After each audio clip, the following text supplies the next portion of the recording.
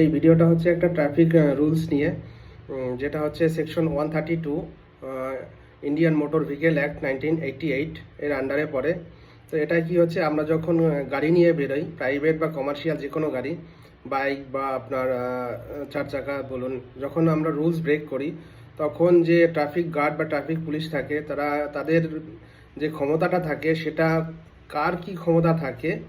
যেমন কনস্টেবলদের এক রকমের পাওয়ার থাকে, এসআই বা তার হায়ার অথরিটিদের একটা আলাদা পাওয়ার থাকে যারা ট্রাফিক অফিসার হিসাবে কাজ করেন।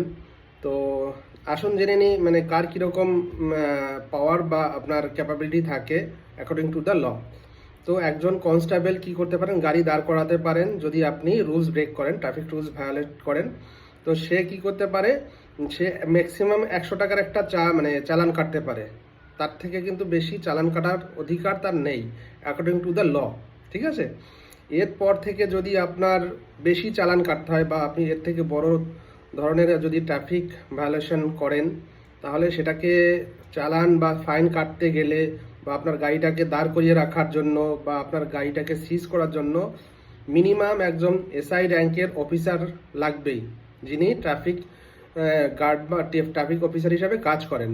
ঠিক আছে, তো মিনিমাম ট্রাফিক অফিসার যিনি আপনার 100 টাকার থেকে বেশি আপনার চালান কাটতে পারেন, ঠিক আছে, লাইক 500, 1000, 2000, 10,000 এরকম, সেটা করার জন্য মিনিমাম একজন এসআই র্যাঙ্কের অফিসার বা হায়ার অফিসার আপনার লাগবে। আপনি জিজ্ঞেস করে নেবেন, যদি কখনো আপনাকে দাঁড় করিয়ে যদি আপনাকে কোনোভাবে হ্যারাস করার চেষ্টা করে, তো আপনি জিজ্ঞেস করবেন, পোলাইটলি জিজ্ঞেস করবেন ট্রাফিক অফিসারকে যে আপনার র্যাঙ্কটা কি। যদি কনস্টেবল হয় তো তবে তিনি একমাত্র 100 টাকার চালান কাটতে পারেন, তার বেশি কিন্তু তার ক্যাপাবিলিটি নেই অ্যাকর্ডিং টু দ্য ল যে তার থেকে বেশি চালান কাটার বা এর থেকে বেশি ঝামেলা করার।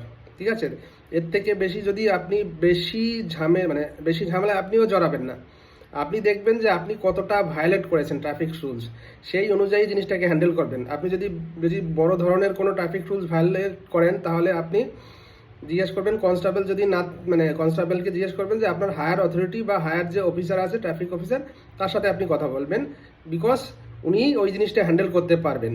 ঠিক আছে, একজন কনস্টেবলের পক্ষে সেই জিনিসটা হ্যান্ডেল করা সম্ভব নয়। তিনি একমাত্র 100 টাকারই চালান কাটতে পারবেন, তার বেশি কিন্তু চালান কাটতে পারবেন না। এর থেকে বেশি চালান কাটতে হলে আপনার এসআই বা আপনার ওর থেকে হায়ার অথরিটি বা হায়ার অফিসার আপনার দরকার পড়বে। ঠিক আছে, তো এই জিনিসটা আমার মনে হয় সবার জেনে রাখা ভালো যখনই আপনি গাড়ি নিয়ে বের হবেন। কারণ আমাদের বের হতে হয় দৈনন্দিন জীবনে, আমাদের কাজের জন্য সবাইকেই বেরোতে হয়, বাড়ির বাইরে রাস্তায় যেতে হয়।